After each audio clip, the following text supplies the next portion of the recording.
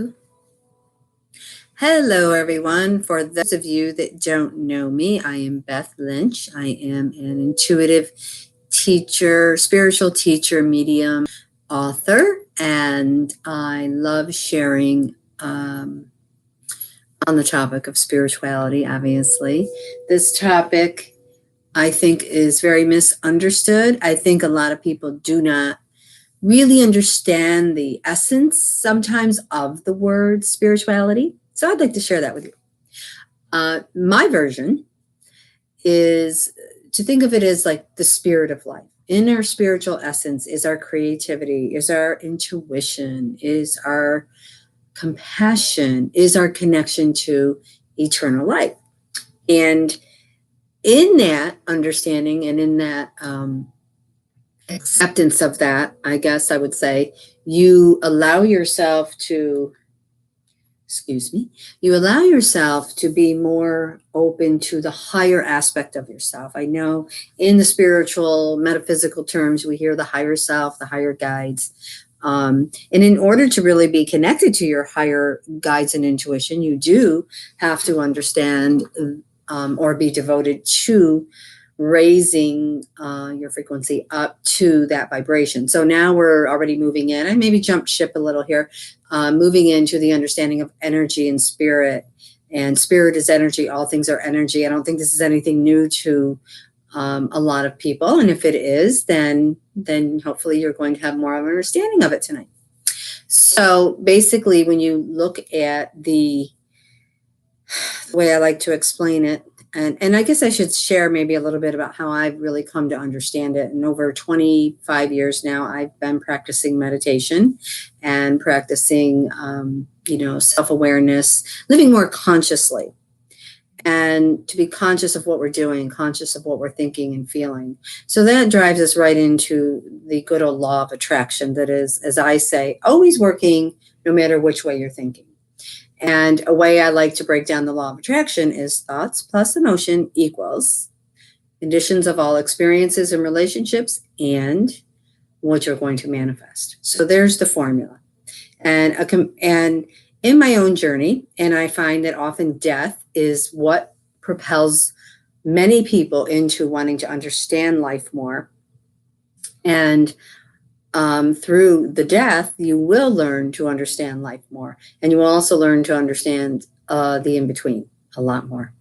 And that's what it did for me. And mine happened to be the passing of my parents within a 3-year period in my late 20s, very early 30s. And I would just say basically being kind of PO'd at God, the universe, whatever, where are they? And, you're at that age, you think you got some footing, but you all of a sudden have lost your footing completely when your mom and dad pass. And it's the same as when people lose children. And there are many, in spouses, there are many, the closer the title, some, not always, but really the closer the title, the more impact the death makes on you. So as a very probably considered an overly emotional person a lot of my life, very sensitive to everything. I could feel things happening before they were happening. And I lived that way. I can remember early 5, 6 years old having experiences that confused the heck out of me. So that is a whole nother story. And there is a lot more on my website about that. And gladly be shared, with you at another time. But I want to get to the point of what this particular session was about. And so through their passing, a year later, my sister and myself went to a medium very last minute. And she basically looked right at me and said, your mom's in the spirit world and you're not using your gifts and abilities, young lady. And someday you will. Someday you'll do what I do and you will help many people. And I, in a nutshell, thought she's crazy. But I knew things were always a little bit different for me at times in life. So that propelled me into my questions, which propelled that beautiful law of attraction to magnetically align me to many answers, to learning and understanding myself and where I'd been, where I was, and then being a creator of where I'm going. And from that moment on, and in that journey of self-awareness, that has been practiced now for 2 decades over. So here I sit. And along the journey, there was an experience that I had when I was well, it was 29. So it was before my mom had passed.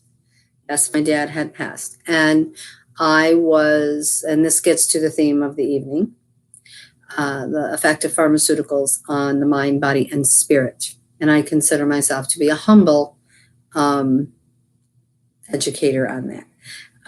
I do really feel I understand the spirit. I understand intuition. I am comfortable in it. It basically, I feel intuition is our survival. And as a species, we have gotten further and further and further away from trusting it. And so, in my own experience with hyperventilating, running to an ER because I couldn't breathe, being given a week's supply of medication for anxiety, which I didn't even know anxiety was. We're looking at 30 years ago here, okay? This is 30 years ago. I don't know if they really had names for a lot of these things then. And so in that, they gave me one of the pills in the ER. So obviously I calmed down. They did blood work, checked for other things. Everything was fine. I was having an anxiety attack. Take this for a week, go to your doctor, you will get more. Well, I wasn't one that even liked taking aspirin. But I didn't want to not breathe again. I'm really trying to make this brief, this part. So as that happened, I took the pill again that night. I know it begins with a Z, okay, and that's maybe what I'll say there. A common anti-anxiety med, still to this day. And I didn't feel right, but I fell asleep. And then I took it in the morning because I said, well, I'm going to do the 5 days because I don't want to not breathe again. And when I took it in the morning, I did not feel right. I felt disconnected. I felt weird. And those were my words. Just disconnected. I took them. I threw them away. I said, I don't need these. I all of a sudden within a day had decided my big decisions, a couple that I wanted to make. And I was like, okay, I'm good. It must have been overwhelming and whatever. 24 hours later, I was in my apartment and I felt weird again. And I felt disconnected again.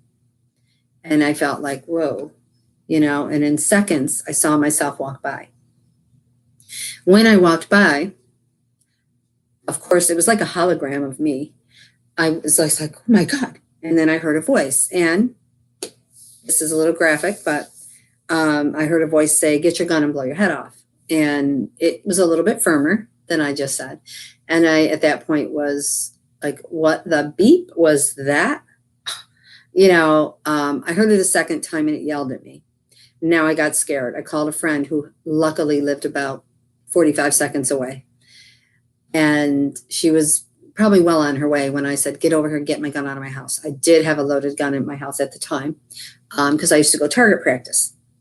And then the voice yelled at me again. And it screamed so loud in my ear to get my gun and blow my head off. And I remember I was praying. And I remember her coming in and saying, what is going on? And I was in a death grip on my couch, but I felt like I was floating toward my closet. I mean, I literally felt like I was floating out of my body. I was in a complete gaze into it at the closet when she came in, and I snapped out of it and I was holding on. And I said, I don't know. I don't want to blow my head off. I've never had those thoughts.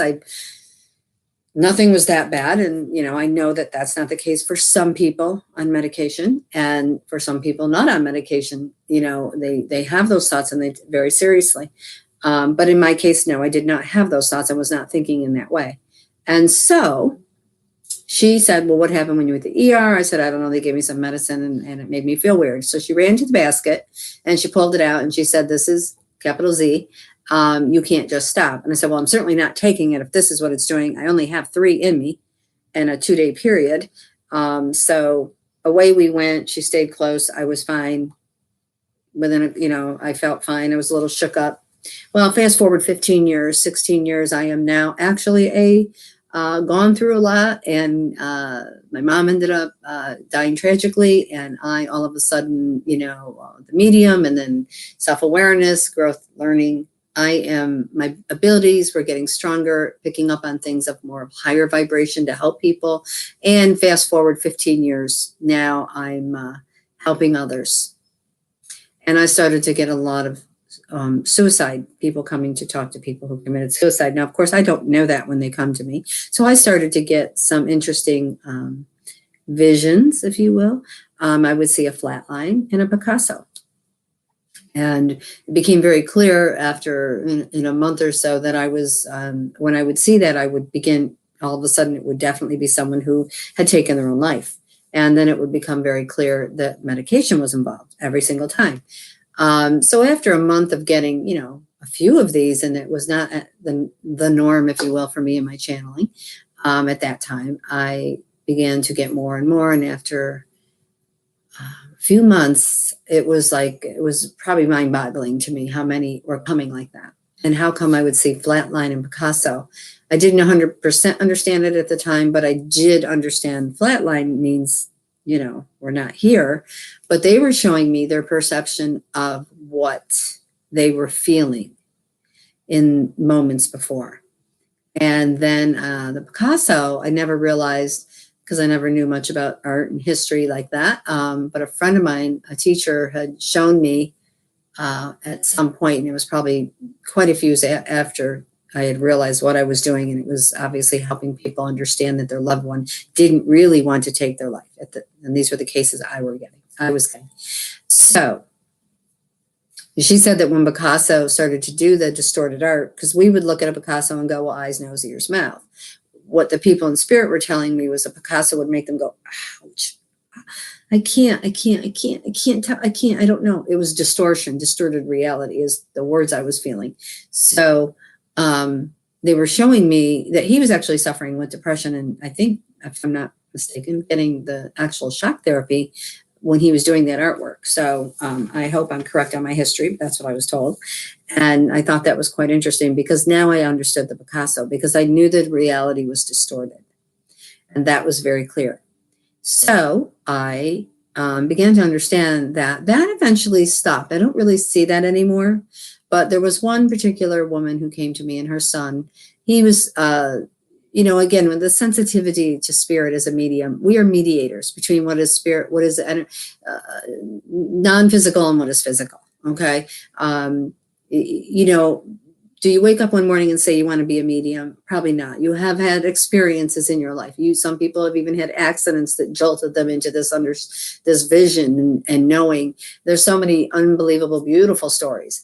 And I treat mediumship very sacredly. And I also feel it's very natural. And I feel everybody has a little medium in them. Everyone mediates between their spirit and their humanness. Everyone has to learn to trust intuition to make choices so they don't become challenges in the physical world. Everyone needs a spirit to be connected to eternal life, so they don't look at death as an ending, but they look at death as part of the process of life. And that does not diminish pain and grief. We have to grieve. We are human. So, and we will continue to grieve, but we can grieve differently. And grieve with strength, I guess, and grieve with knowing there is more. We are continuing. Heaven's a beautiful place. I've seen it my whole life before I even understood what I was doing. So, and that's another session. So anyways, this woman was sitting before me, and she said, her son was giving me details that there was no way I knew, and she was crying, but she was feeling relieved. He had said 3 weeks. He had said, I saw her giving him CPR. I saw him, just telling me, he was giving me messages to her, and she knew it was him. And basically he had been put on medicine. In the first week, they called the doctor immediately. He was 19. He had a little anxiety and trying to figure out life, and they, everybody's doing it, so let's do it. Not that they're not saying that that's how they were looking at it, but everyone, it's getting more and more, well, okay, they need medicine for this. And according to the spirit world, actually 2% of the people on medication actually need medication. So the other 98% are at very high risk for what I experienced in the out-of-body suicide, pharmaceutical suicide, out-of-body. And this is not a med shame. I respect pharmaceuticals when they're working. I respect it if someone is really functioning, they're happy, they are, if they're having anxiety, it's under control for them because they are in control of it. And that's very real. That's the only way to look at this, if this epidemic is going to stop. And so anyways, when he gave me these messages for his mom, she was getting a sense of relief, but he had been put on the medicine. The third or fourth day, they called the doctor. He said he feels weird. And that hit me interesting, felt weird. And then she said that the second week they called again because he said, Mom, I don't feel right. I don't feel right. She said he felt disconnected. And it started to get like, why does he talk? That sounds so, I wasn't relating back to my experience, 15 years before it, 29 years old, I mean, it just wasn't. I was, close in my 40s at this point. And all of a sudden I'm in the third week, and this is when it all really became very intense. I saw her, he said 8 minutes, and I saw her giving him CPR. And he said, and basically what had happened is he had called her and said, Mom, I feel really weird. I feel disconnected. Honey, I'm on my way. And when she went over, and she was less than 8 minutes away from his apartment, he was already hanging. And she got him down and gave him CPR, and he did not revive. And he told her that there was nothing she could do, and he did bring her relief in that. But he also said these words, Mom, I watched myself. The voice, Mom, the voice was yelling at me to do it. I watched myself. I wouldn't do that. And immediately I flashed back to my moment, sitting on my death grip in my couch, and went, oh my God, I know the voice. I know the voice he's talking about. And she's looking at me, and she's feeling relieved, and I'm getting like emotional. And I shared her my story that I just shared. She was crying. We were both crying together. She was so relieved. She knew she didn't fail her son. She knew he was definitely in the light, and her faith was very important. She was very afraid he didn't go to the light because of it being an apparent suicide, or as I call it, pharmaceutical-induced suicide. And when she left my room, with as much relief as a parent can have in the loss of a child that way or anyway, I sat and I prayed, and I said, I shouldn't say just, but I did. I'm just a medium. I mean, I'm helping people understand grief, and their loved ones are okay, and I understand it, and it's helped me understand, and I'm all good in that arena, but I don't get what what am I supposed to do with this information is what I said. And in that moment, I heard a voice, and it told me something so profound. Now, mind you, this is 30 years ago. And the voice said this, please don't stop talking about it. So many more are coming this way. It will take down the species before any war.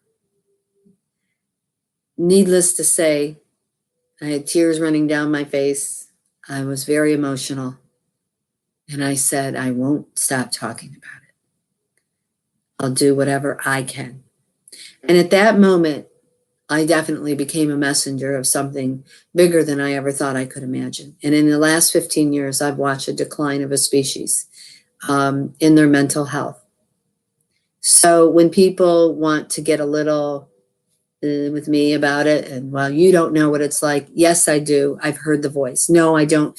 But what we have done is we have allowed our species, like I was sharing that equation with you earlier, 1 and 1 will always equal 2. Thought and emotion will always equal our perception and the conditions and what we're going to manifest, period. We're not changing that. You can't take emotion out of that equation and think you're going to have beautiful conditions and the answer to the equation, the equal.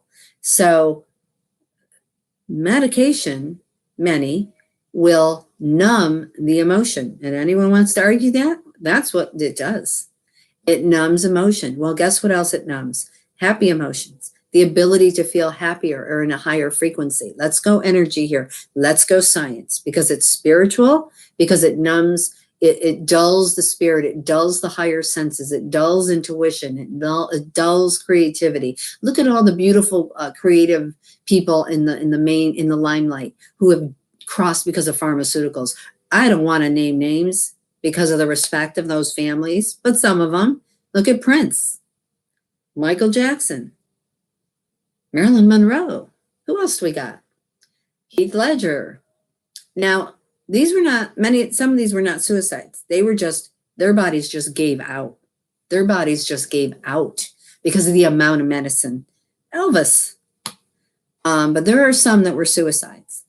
And I can tell you, from my soul, I know those people did not make those choices consciously. They were under the influence of the voice.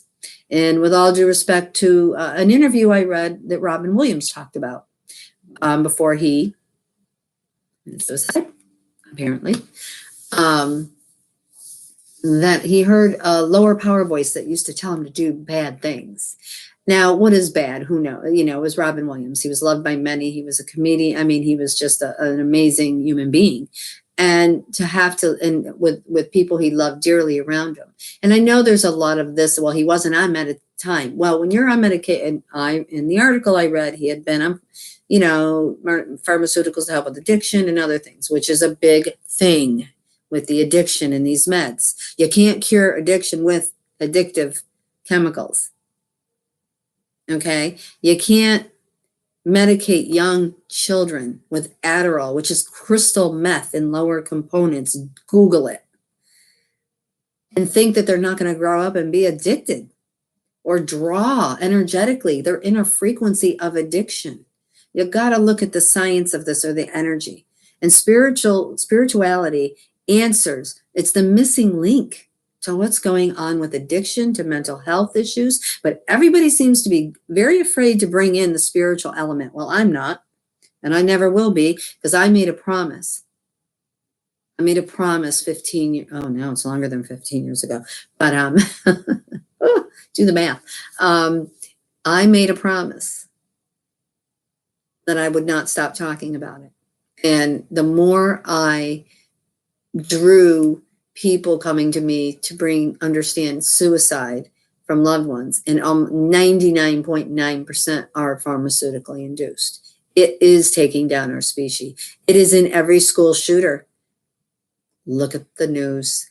Every school shooter had mental health issues. Do we really believe that there is this many beautiful human beings being born with mental illness? Come on, we got to start looking at it in some other way, because nothing else is working. We've created addictive generations. We have soldiers. Suicide for soldiers is out of control. Anyone I ever know, and I know a few soldiers, a lot of them are put on meds when they're away. Guess why? Look at the things they're dealing with. The medication is not going to help that. It's not going to help it. It's not helping it. You know, many of them, some of the ones that have gone in and killed their own, you know, comrades in their on the bases have said, I heard voices. I've reported voices. I went to the clinic. I reported voices. I was hearing voices. It's the voices. It's a part of your consciousness. It's an aspect of consciousness. The lowest form of expression a human being could be in, where they do harm to oneself or another, is called evil. When you look at it from a spiritual perspective, we don't have evil people. We have people down in an evil frequency. The lowest frequency possible that you can be in as a human being has a label. That's not calling a person evil. The frequency they are in is the lowest one possible. That is what is evil. And it creates evil actions. It's the formula. Whatever frequency you are in, whatever perception you walk in every day, that is where you express from. And when you are in that low of a frequency, that's what happens. And there's some digits going up, you know. So in the spirit world, it talks about bipolar in a very interesting way. What is bipolar? Bipolar, according to the spirit world, is this. Well, we're all bipolar because we all have two polarities. But when we are in that diagnosis, odds are we have been in low frequency thought patterns, very low feelings, whatever those are. Negative, call them negative. What is negative? Negate of light. Add light. We have lost our ability to think and feel as a species, and it is destroying all that is beautiful, all that is creative, I shouldn't say all, because there are beautiful creative things happening in our world. Many. And I'm so blessed that I can see those. But I can tell you that often for me to look at it and see that that side is dimmer than this, where this darkness is something, because I've never, ever, ever felt that way. And with all of that's going on with mental health, and heal is in the word health, by the way, we have to start looking at it as a spiritual issue. I've lived through it. I have channeled many. And for people who don't believe, as a medium that is qualified information, or, whatever, I have so many hundreds in cases now that this has brought peace to them, because their loved ones have said pretty much the same thing. The voices, the separation, the disconnect created the action.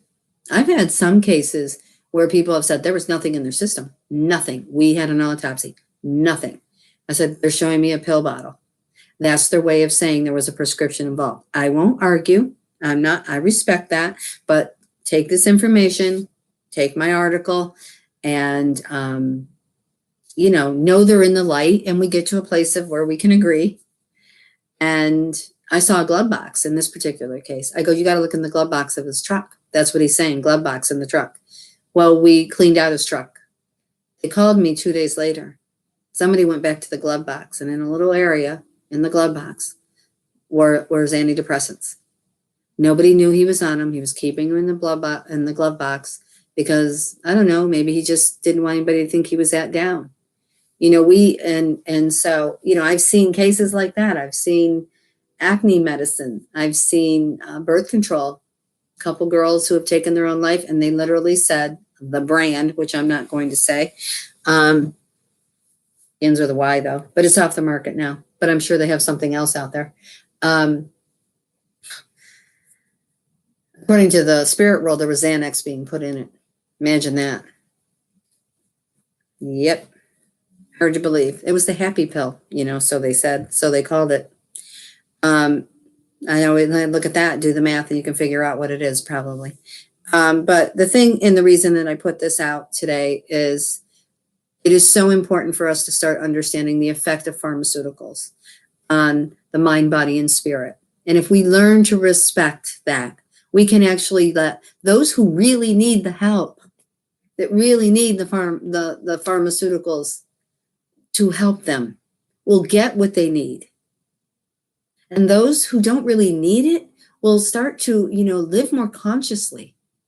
The law of attraction is working no matter what way you're thinking. Your subconscious is 85% of your law of attraction. Thank you, Dr. Wayne Dyer, for that.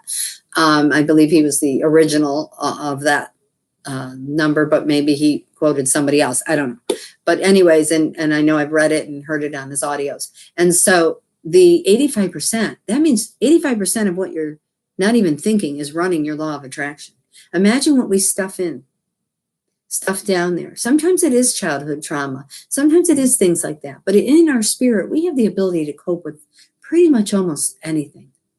But we have to teach our children that, We have to teach the generations to come. And how are we going to teach them? By practicing it. Practicing this understanding in our day, that our thoughts and emotions are very important. They're very sacred. They're very sacred. And it's natural to feel sadness and fear and grief. It's natural. Yes, it's part of the deal as a human being. But it's also in our spirit where we can raise the frequency of these emotions. And people around us pray for us that don't even know us. With social media, it's amazing what can be done when it's in a higher frequency or a more positive charge, if you will. It's amazing what can be helped, how people can be helped. I go on at 9 p.m. and do live meditation. Tonight's the night. Every first and third Thursday. And I'll guide, and I keep it simple, and it's family friendly. And many parents will send me pics of their kids laying at their feet because they fell asleep when it was just playing, and they just let them do their thing, and they were playing the meditation and they fell asleep, because kids respond, they react, they relax. So, meditation, we'll talk about that in a minute. But getting back to, what these pharmaceuticals are doing is their frequency of the meds are so low that they're dropping the human energy field down below what it was ever really meant to go to, or what it could really even get to naturally, which we would put in the lowest form is evil. And then coming up one is schizophrenia. And then coming up another level is bipolar, and then depression. And then it goes up, and then you get the middle, and then you get, inability to cope with natural emotion. And then there's the pharmaceutical line that I've been shown in a chart. And then above, one digit above, one beat, one frequency, is the natural ability to cope. And, it's self-esteem and confidence and self-love and, oneness, divinity, understanding. It's a cool chart I have. I'll gladly, anyone emails me, I'll gladly send you the chart and let you look at it. And you can get to my website, innerlightteaching.com, or, reach out. I'm not hard to find. And I'll gladly send you the link to that. So, getting back to, where I was kind of left off, but when we start really understanding the spiritual understanding and the effect that chemicals can have on the actual spiritual essence or frequency, then we can start to understand and maybe bring healing to families, to others, help addiction. Addiction is a frequency. It's down there under the depression area, and it's right there. Well, what is addiction? We're suppressing emotion. We don't want to feel something. I don't think too many human beings haven't dealt that card somewhere in their journey, or maybe I need to cut back or something. And then some don't know how. And there's so many aspects to this. It's just like almost mind-boggling. But the true thing I can tell you is when you understand the spirit and you incorporate a spiritual practice or a daily devotion or a meditation, which is mediating between what you think and how you feel, respond emotionally, and you become a disciplinarian of your thoughts and feelings, then you also become a disciple of them. And that's where spirituality, psychology, science creates a happier, being a better human being. We want to be happy. We want to be healthy. We want to be abundant, wealthy. Don't be afraid of it, And how can we do that? Well, we do it through creativity. We do it through intuitive sensors that guide us to what's for our higher good and keeps us aware of what might not be resonating for us. So if we start applying all this stuff, imagine what we can really do for ourselves. And again, the spirit world says depression is depressed thoughts of very low frequency, over and over and over again, waking up every day. That's what they're going is. That's what they're going on. That's what they're going on. So when we lay those pharmaceuticals on there and we drop lower, how can you ever come out of it? You think you can't, but you can. You can. Or at least get to a place of feeling happy again, productive. There's so many things. So I do thank you all for tuning in tonight and listening to this, and please share it. And I respect, again, it's never med shame. It's never anti-meds. It's let's educate before we medicate. Let's not take a 6-year-old and say they need medicine for focus and concentration, when 5 minutes of meditation will actually allow them to get their sensors in line. These are highly intuitive, creative children. From the 30-somethings on, you were the indigos. You were the first wave of highly psychic, intuitive children connected to their soul who came in to change the world, and you came in mass amounts and nobody knew what to do with you, so you got medicated. And I know a lot of 30-somethings struggling right now. Struggling. Some to get off meds. In 1 month, I had one woman on 22 meds a day. I had 2 other beautiful young moms on 10 to 12 a day. Are you kidding me? Are you kidding me? Really? No. That many meds, absolutely not necessary. There's a draw the line. Draw the line. And we have to start being advocates for ourselves, and just, again, educate before we medicate. Believe that many lives, many families have been destroyed, schools and students and military bases, and where else are we with this? Where it hasn't touched it. And it's one common denominator. A lot of the times, the pharmaceuticals. When we learn and we regain our ability to breathe and to be and to believe in something bigger than who we are as humans, we'll get back. We'll start the healing process. And I've seen way too many people in my private practice wean off meds with doctor supervision using meditation, prayer if they want to be more traditional, positive thought, mantras, affirmations, journaling, whatever floats your boat. There are ways to do it.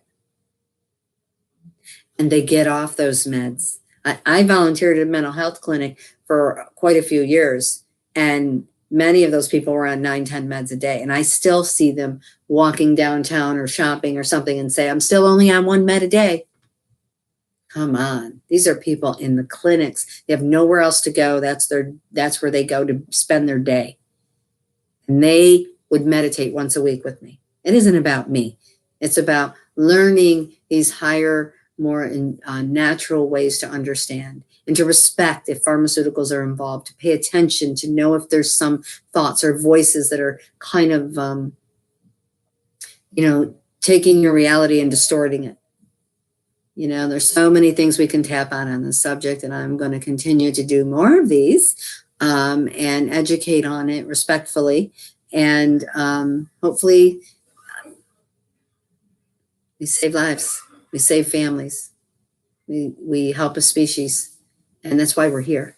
We're here to be as one. We're here to be creative, to communicate, to be intuitive, to trust intuition, I should say, because it's a natural sensor for us. And we're dulling it with these meds. We're dulling creative expression.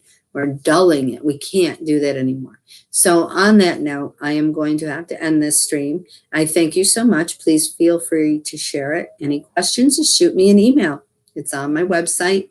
You could shoot it right directly to me, which would be, I guess I would do bethlynch1111 at Gmail, bethlynch1111 at gmail.com, and that'll come directly to me. And I'll gladly answer any questions you have on this topic or on meditation or channeling. And I do thank you all very much for joining me and look forward to speaking to you again. And I'm going to go on at 9 o'clock again and do meditation along with my Facebook Live, which is at Inner Light Teaching. Either way, you can follow me. And follow Twitter at I Talk to Angels. I Talk to Angels. But again, Facebook Live, or I'll be going on YouTube Live again at 9 p.m. So I better get going and get set up for the guided meditation made simple.